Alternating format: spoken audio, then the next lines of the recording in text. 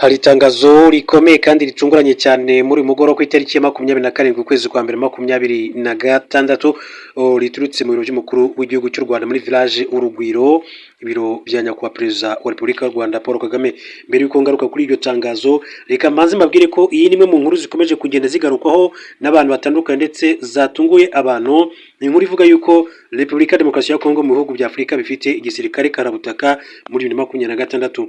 Igisirikare cya Repubulika Demokarasi ya Kongo FARDC cyashyizwe mu 10 bya mbere bikomeye cyane muri Afurika muri uyu mwaka 2026 nk'uko urutonde rwa Global Firepower 2026 rubyerekana. Muri Afurika, urutonde rwa 2026 rwa GFP rugaragaza ibihugu 38 bifite igisirikare gikomeye hashingiye ku bushobozi bwa gisirikare bukuyemo umubare w'ingabo, ibikoresho bya gisirikare, ingengo y'imari, ubushobozi bwo gutanga ibikoresho naho igihugu giherereye. Urutonde ruyobowe n'ibihugu bimaze igihe kinini cyane byarashoye byinshi mu gisirikare, aribyo Misiri ya mbere ikurikiwe n'ibihugu bya Algeria, Nigeria, Afurika y'Epfo, Ethiopia, Maroc, Angola, Repubulika Iharanira Demokarasi ya Kongo, Sudan ndetse na Tunisia. Urutonde rugaragaza uburyo ibihugu bitandukanye byagiye kandi bishora mu gisirikare no ku byago by'umutekano byagiye bihura nabyo mu karere kabyo. Umwanya wa Repubulika Demokarasi ya Kongo mu rutonde mu isuzuma rya 2026, Repubulika Demokarasi ya Kongo iri ku mwanya 8 muri Afurika ndetse no 64 ku isi. FARDC yagumye kuri umwanya imazeho imyaka myinshi, mu gihe ingabo zayo kandi zimaze imyaka 4 zikubitwa amava n'amajya n'inyeshyamba za 23 zayirukanye mu duce twinshi two mu burasirazuba bwa Repubulika Demokarasi ya Kongo. U Rwanda rugaragara kandi kuri wa rutonde cyo kimwe n'ibindi bihugu nk'u Burundi. Isi muri 2026 ibihugu bifite igisirikare gikomeye cyane isi iyobowe na Leta Zunze Ubumwe za Amerika, Uburusiya, Ubushinwa, Ubuhinde na Korea y'Epfo. Nanone byari bitanu bya mbere mwaka ushize 2025. Muri mwaka Ufaransa bwazamutse ku mwanya wa 6 bugakurikirwa n'Ubuyapani bwa 7, hakaza Ubwongereza, Turkiya n'Ubuyapani bwa 10. Ubudage ni bwa 12 mu kugira igisirikare gikomeye, Israel ni ya 15, Iran ya 16, Ukraine ni ya 20, mu gihe Korea ya ruguru ari ya 31 nk'uko urutonde rukomeza kugenda rubigaragaza rwa GFP. Hanyuma mbere gato ko tujya kuri tangazo riturutse mu by'umukuru w'igihugu cy'u Rwanda village Urugwiro, kugira ngo dusobanukirwe neza ibibera muri Iran uyu munsi, ni ngombwa kwirinda kwireba mu ndorerwamo imwe. Si ikibazo cy'ubukungu gusa, si n'ikibazo cy'idini gusa, kandi si n'ikibazo cy'ibihano mpuzamahanga byonyine, ahubwo ni ikibazo cy'urusobe cyangwa se crise structurelle gishingiye ku mateka maremare ya politike, ku miterere y'ubutegetsi bwa none theocracy, ndetse no ku muco w'igihugu ufite imizi mu gutera imbere mu bukungu bukomeye cyane mu mateka y'isi. Iryo terambere ryasize kandi mu mitekerereze y'abanya Iran imyumvire ikomeye cyane y'ishema ndengabandi cyangwa se fierté excessive.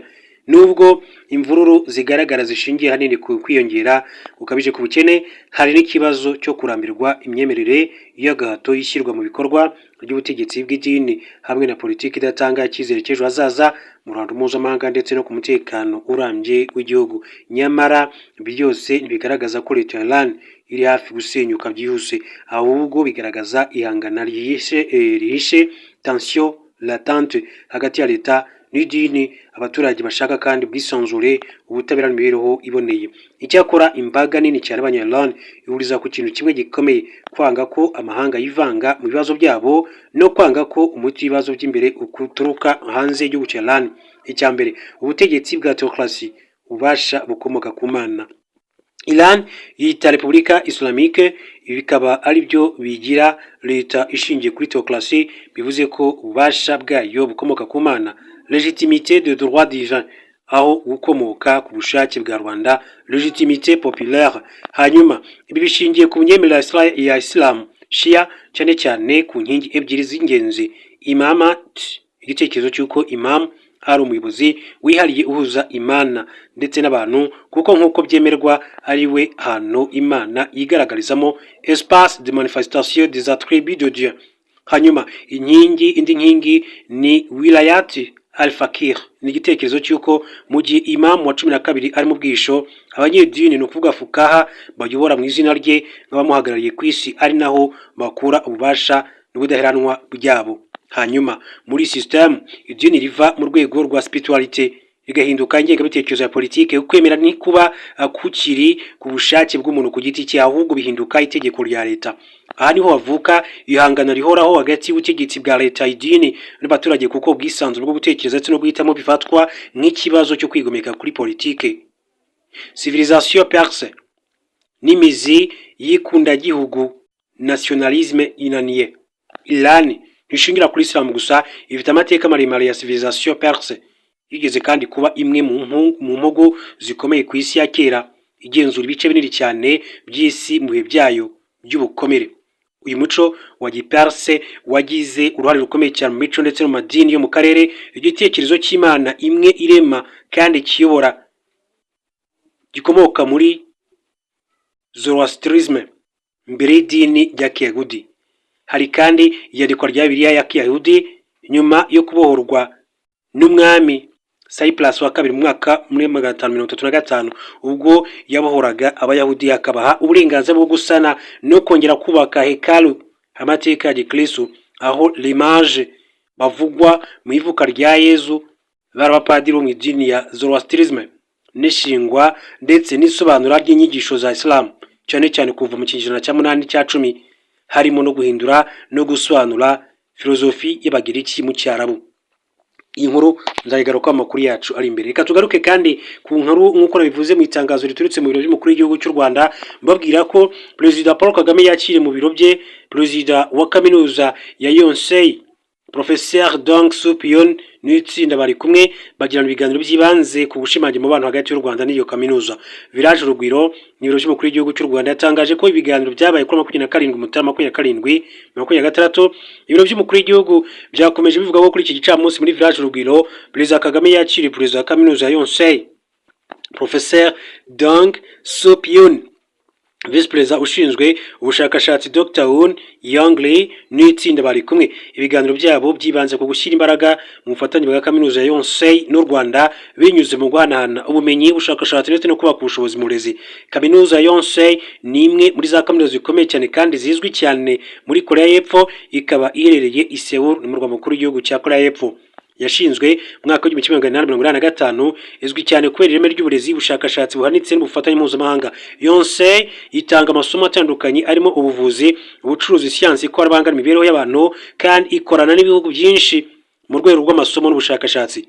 Ubufatanye bwayo n'u Rwanda bwaganisha kuri byinshi ndetse kandi byasiga umusingi ukomeye cyane ku burezi bw'u Rwanda. Kubijyana n'ubushakashatsi, kaminuza Yonsei yafasha mu gukora ubushakashatsi mu nzego z'iterambere ry'uburezi, ikoranabuhanga n'imibereho.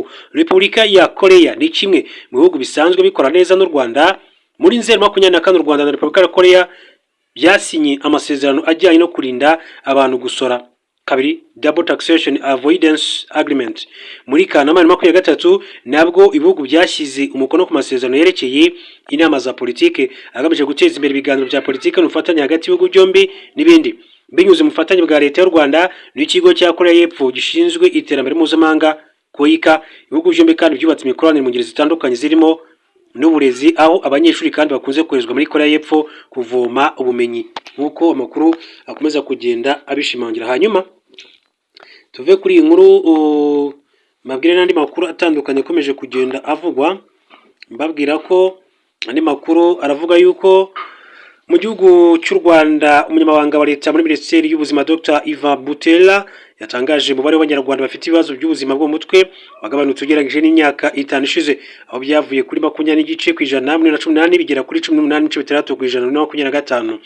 Muri rusange ibibazo byo mu mutwe biterwa n'agahinda gakabije byavuye kuri 11.9% bigera kuri 9.1%, biterwa n'ihungabana byavuye ku 8% bigera kuri 3%, mu gihe biterwa n'ikoreshwa ry'inzoga n'ibiyobyabwenge byiyongereyeho biva kuri 1.6% bikagera kuri 2.4%.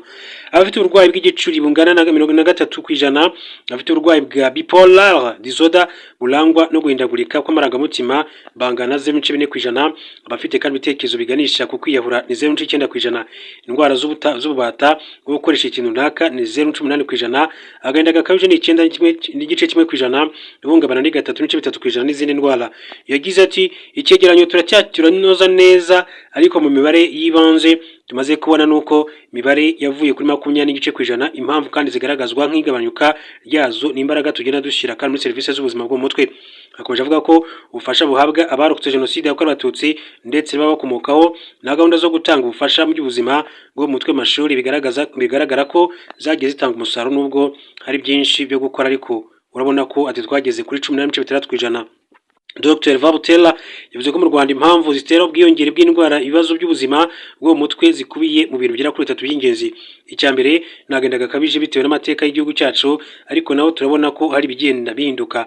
2018 twari kuri 11.9%, ariko umwaka ushize byaragabanutse bigera ku 9.1%. Ibindi ni nk'ihungabana kandi rya nato. Icyo gihe muri 2018 kandi twari kuri 8%, ariko ubu tugeze kuri 3%, byagabanutseho 5%. Umubare wiyongere n'ikoreshwa ry'inzoga n'ibiyobyabwenge ryavuye kuri 1.6% rikagera kuri 4.4%. Aho niho rero tuduhagaze ati ku bigendanye n'impamvu abanyarwanda bagira ibibazo by'ubuzima bwo mu mutwe. Yerekanye kandi ko igice kinini cyane cy'abanyarwanda gifite ibibazo by'ubuzima bwo mu mutwe muri rusange usanga ari abantu bakuru bafite imyaka iri hagati ya 46 na 55, kuko bagize kimwe cya kane cy'abafite ibibazo byo mu mutwe bingana 25%, bafite 33 na 45 bangana 24%, aho iri hagati ya 56 na 35 bangana 23.6%. Ku rundi ruhande rw'urubyiruko abafite imyaka iri hagati ya 23 na 35 bagize 18.2%, abafite imyaka iri hagati ya 19 na 25 bangana na 13.7%, mu gihe abafite imyaka iri hagati ya 10 na 18 bagaragaweho n'ibibazo by'ubuzima bwo mu mutwe bangana na 8.7%. Minisitiri Dr. Vabutela yasobanuye ko kuri ubu serivisi z'ubuvuzi zitangwa mu Rwanda zihera ku bajyanama b'ubuzima bakaba 60,000 bari hirya no hino mu gihugu cy'u Rwanda mu midugudu, ariko ibijyanye n'ubuzima bwo mu mutwe hagiye hari n'ibitaro ati byihariye bitanga izo serivisi ndetse na 80% by'ibigo nderabuzima bifasha mu gutangirwaho zimwe muri zo. Imiti nayo yagiye yongerwa, aho kuri ubu ku bigo kandi nderabuzima hariyo ubwoko bw'imiti 14 naho ku bitaro ariyo ubwoko 20. Yanavuze ko u Rwanda rwatangije serivisi yihariye itanga ubuvuzi ku bafite ibibazo by'agahinda gakabije gashobora gutuma biyahura cyangwa se bafite uburwayi bukabije, icyo twakwita ketamine clinique mu bitaro byitiriwe Umwami Faisal, aho bakoreshwa umuti wa ketamine. Depite Mukayiranga Muyango Sylvie yabajije niba gukoresha umuti wa ketamine mu kuvura abantu bidashobora kandi gutera izindi ngaruka zikomeye cyane, ko ari umuti wakunze kwifashishwa mu buvuzi bw'ingamiya. Umuyobozi w'ishami ryita ku buzima bwo mu mutwe mu kigo cy'igihugu gishinzwe ubuzima Dr. Gishoma Darius yasobanuye ko uwo muti nta kibazo, kuko ubushakashatsi bwagaragaje ko wakwifashishwa mu buvuzi bw'indwara zo mu mutwe. Ati nibyo yatangiye ikoreshwa mu buvuzi bw'amatungo, ariko imaze imyaka igera kuri 20 itangiye gukoreshwa mu buvuzi bw'indwara zo mu mutwe, kuko basanze ifite ingaruka nziza tutabonaga ahandi hakozwe inyigo nyinshi. Ati iza no kujya mu miti yemewe gukoreshwa mu bindi bihugu no mu Rwanda isanzwe iri ku miti yemewe, turi kubikorera ubushakashatsi. Abantu bari muri iyo gahunda hari nk'ababaga abagerageje kandi kwiyahura, ati nk'inshuro 3 cyangwa se 4 ugasanga imiti isanzwe dufite ugasanga ntacyo ukoze. Yavuze ko kuwukoresha biri kugenda kandi bitanga umusaruro, kandi ko hazakomeza gukora ubushakashatsi kuri uwo muti, akaba rero ari byakomeje kugenda bigarukwaho.